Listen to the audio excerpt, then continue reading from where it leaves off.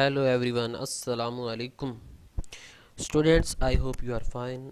आज हम chapter 6 first year biology का लेक्चर 1 डिस्कस करने लगे हैं। स्टूडेंट्स, चैप्टर का नाम है जी किंगडम प्रोक्रियोटा। इसे आप किंगडम मोनेरा भी कहते हैं। स्टूडेंट्स, प्रोक्रियोट्स क्या होते हैं? प्रोक्रियोट्स ग्रीक वर्ड से ड्राइव किए गए हैं। दो ग्रीक वर्ड होते हैं, प्रो एंड कैरियन। प्रो का मतलब होता है बिफोर एंड कैरी ऑन का मतलब होता है न्यूक्लियस। सो प्रोक्रियोट्स ऐसे ऑर्गेनिज्म हैं जो क्या कहलाते हैं? बिफोर न्यूक्लियस, जिसके पास ट्रू न्यूक्लियस नहीं होता, इसीलिए हम इसको प्रोक्रियोट्स कहते हैं। स्टूडेंट्स, हम इस लेक्चर में इंट्रोडक्शन को और उसकी डिस्कवरी को डिस्कस करेंगे। स्टूडेंट्स, बैक्टीरिया क्या है? बैक्टीरिया सिंगल सेल होता है, यूनिसेलुलर है, बहुत स्मॉल इन साइज होते हैं। आप इसे माइक्रोस्कोप के बगैर नहीं देख सकते और ये हर जगह पाए जाते हैं। हो सकता है आपकी बॉडी पे ये मौजूद हों। स्टूडेंट्स, नज़र कैसे आते हैं? जब आपने बैक्टीरिया को माइक्रोस्कोप में देखा तो ये आपको तीन शेप्स में नज़र आएंगे। रॉड शेप में हो सकते हैं, राउंड शेप में हो सकते हैं, स्पाइरल शेप में हो सकते हैं। सिंगल भी आपको नज़र आ रहे होंगे और ये क्लस्टर की फॉर्म में भी नज़र आते हैं। क्या बैक्टीरिया लाइव हैं? यस, बैक्टीरिया लाइव हैं। कैसे? क्योंकि बैक्टीरिया रिप्रोड्यूस हो सकते हैं, बैक्टीरिया ईट कर सकते हैं। और आपको पता है कि लिविंग थिंग्स वही होती है जो they can reproduce, they can eat, they can response. ठीक है, रिस्पॉन्स दे सके, रिप्रोडक्शन कर सके और खाना खा सके, तो वो क्या होती हैं? लिविंग ऑर्गेनिज्म होती हैं। तो बैक्टीरिया रिप्रोड्यूस कैसे होते हैं? स्टूडेंट्स, ये बैक्टीरिया की रिप्रोडक्शन हमने डिटेल में डिस्कस करनी है। ये एसेक्सुअली रिप्रोड्यूस होते हैं और सेक्सुअली रिप्रोड्यूस होते हैं। बट जैसे ह्यूमंस के अंदर उनका ह्यूमंस का साइज़ बढ़ता है, इस तरह बैक्टीरिया का साइज़ नहीं बढ़ता, लेकिन बैक्टीरिया की जो अमाउंट है, जो तादाद है, सिर्फ उसमें ही इजाफा होता है। बैक्टीरिया खाते क्या हैं? स्टूडेंट, बैक्टीरिया डिकम्पोजर्स होते हैं। कुछ बैक्टीरिया ऑटोट्रॉफ्स होते हैं, अपनी खुराक खुद तैयार करते हैं। कुछ बैक्टीरिया जो होते हैं वो स्कैवेंजर्स होते हैं, डेड मटेरियल के ऊपर ग्रो करते हैं, उसे खाते हैं। कुछ लिविंग थिंग्स के ऊपर अटैक करते हैं, उनको पैथोजन कहते हैं। ये हमारे स्किन के ऊपर अटैक करेंगे, हमारे इंटेस्टाइन में या हमारे बॉडी के पार्ट में डिफरेंट फॉर्म्स के अंदर ये हमें डैमेज कर रहे होते हैं। ओके स्टूडेंट्स, अब ज़रा चलते हैं बैक्टीरिया की हिस्ट्री की तरफ। तो ये स्मॉल ऑर्गेनिज्म है। इसको सबसे पहले एंटोनी लेवनहुक ने डिस्कवर किया था। एंटोनी लेवनहुक को आप father of bacteriology, father of protozoology कहते हैं। इसने 1673 अकॉर्डिंग टू योर बुक्स 73 में एक एक्सपेरिमेंट किया। इसने बारिश का पानी लिया, बारिश के पानी से एक ड्रॉप लिया, उसको अपनी सिंपल माइक्रोस्कोप के अंदर एब्जॉर्ब किया। जब इसकी ऑब्जर्वेशन कर रहा था तो उसने देखा कि इसमें कुछ स्मॉल मॉलिक्यूल्स मूव कर रहे हैं, स्मॉल ऑर्गेनिज्म मूव कर रहे हैं। उन ऑर्गेनिजम्स को इसने एनिमल क्यूल्स का नाम दिया, एनिमल क्यूल्स। बाद में फिर इसने प्रोटोजोआ को भी देखा, एक्सपेरिमेंट ये करता रहा। और इसका जो एक्सपेरिमेंट करने का तरीका था वो ये था कि जब ये मॉलिक्यूल को देखता था तो ड्रॉ कर लेता था, फिर लोगों को बताता था कि मैंने पानी में ये चीज़ देखी है, सलाइवा में ये चीज़ देखी है। इस तरह ये उसको डिस्क्राइब करके बताता था। सिरके के अंदर इसने देखा, डिस्क्रिप्शन दी लोगों को। स्टूडेंट, उसके बाद इसने अपना जो काम था वो एक रॉयल सोसाइटी ऑफ लंदन के अंदर जमा करवा दिया था। फिर एक और साइंटिस्ट आए थे, लॉयस पास्चर। इसका बहुत ज़्यादा कंट्रीब्यूशन था। लॉयस पास्चर को फादर ऑफ माइक्रोबायोलॉजी कहते हैं, क्योंकि इसने मेडिसिन में काम किया, इसने केमिस्ट्री की फील्ड में, फिज़िक्स की फील्ड में, बैक्टीरियोलॉजी की फील्ड में, इम्यूनोलॉजी की फील्ड में डिफरेंट तरह से ये काम करता रहा। इसने बताया कि एक जो ऑर्गेनिज़म है वो बीमारी कैसे फैलाता है।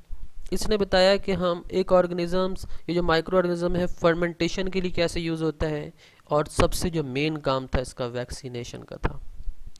अच्छा स्टूडेंट्स, लॉइस पास्चर ने एंटी वॉन लीवनहुक के जो डिस्कवरी थी उसको कंफर्म किया। उसने कहा कि वो जो माइक्रो ऑर्गेनिज्म होते हैं जिन्हें एंटी वॉन लीवनहुक ने एनिमलक्यूल्स का नाम दिया है, वो स्मॉल मॉलिक्यूल्स पैथोजिन कहलाते हैं, वो स्मॉल मॉलिक्यूल्स बैक्टीरिया कहलाते हैं, वो स्मॉल मॉलिक्यूल्स प्रोटोजोआ कहलाते हैं, और ये मॉलिक्यूल्स बीमारी भी काज करते हैं।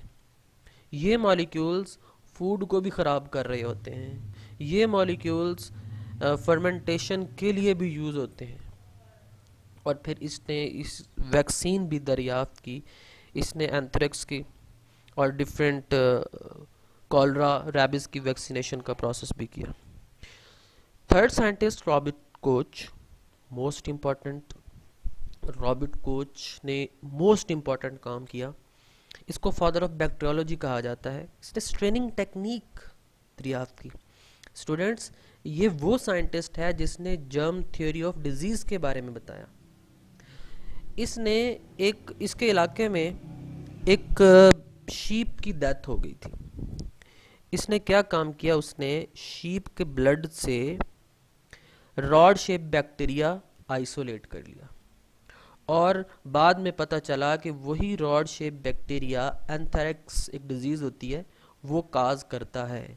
बाद में इसने फिर टीबी की और कॉलरा की भी जो वायरस बैक्टीरिया थे वो डिस्कवर किए। फिर इसने उसके मुताबिक अपने 4 पोस्टुलेट्स बताए, 4 मेन पॉइंट दिए जिसको जर्म थ्योरी ऑफ डिजीज़ कहा जाता है। स्टूडेंट्स, फिर ये जर्म थ्योरी ऑफ डिजीज़, या इसको आप कोच पोस्टुलेट्स भी कहते हैं, मोस्ट इम्पॉर्टेंट। सबसे पहला पॉइंट क्या है? सबसे पहला पोस्टुलेट्स ये है कि एक एनिमल जो किसी भी वजह से डेथ हो गई है उसकी, इसने कहा कि द सस्पेक्टेड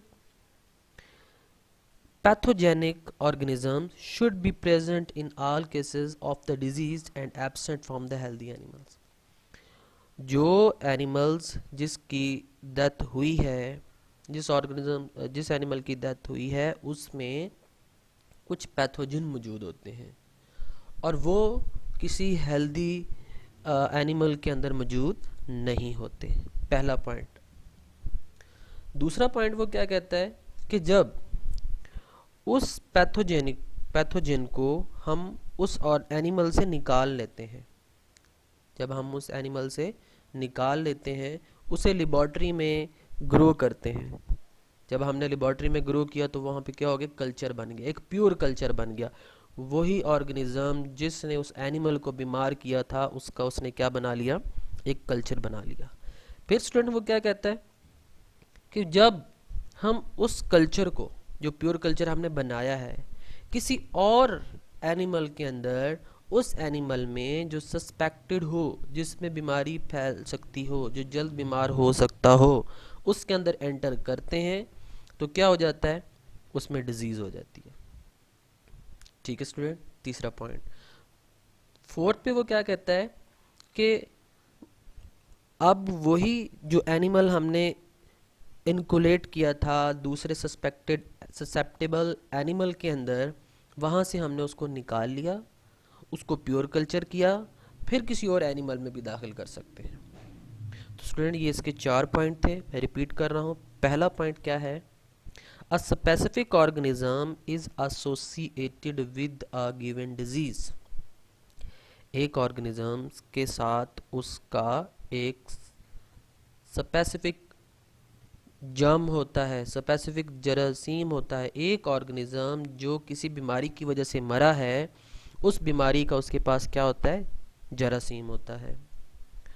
सेकंड पॉइंट, वो जरासीम हम वहाँ से अलग करते हैं और उसको अपनी लेबॉर्ट्री में तैयार कर सकते हैं, उसका एक कल्चर बना सकते हैं। तीसरा पॉइंट, उस प्योर कल्चर को हम जब किसी और एनिमल में एंटर करेंगे तो उसको बीमार करने की सलाहियत रखता होगा। ठीक है स्टूडेंट्स।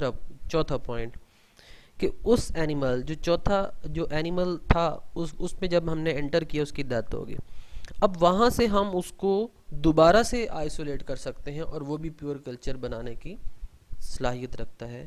तो स्टूडेंट्स ये इसने 4 पॉइंट बताए थे, अच्छे से याद कर लेने हैं, मोस्ट इम्पॉर्टेंट है। फिर इसने अपने दोस्तों के साथ मिलके एक टेक्निक भी बताई थी कि कैसे हमने अलग करना है, कैसे हमने इसको एंटर करना है, कैसे हमने मीडिया की प्रिपरेशन करनी है, कैसे हमने प्योर कल्चर बनाने हैं, कैसे हमने स्पेसिमन बनाना है। तो ये तमाम चीज़ें स्टूडेंट्स आपकी बुक में गिवन है, एक बार उसकी रीडिंग कर लीजिएगा। अगर कोई क्वेश्चन हो दैन आप पूछ सकते हैं। Thank you so much. अल्लाह हाफिज़।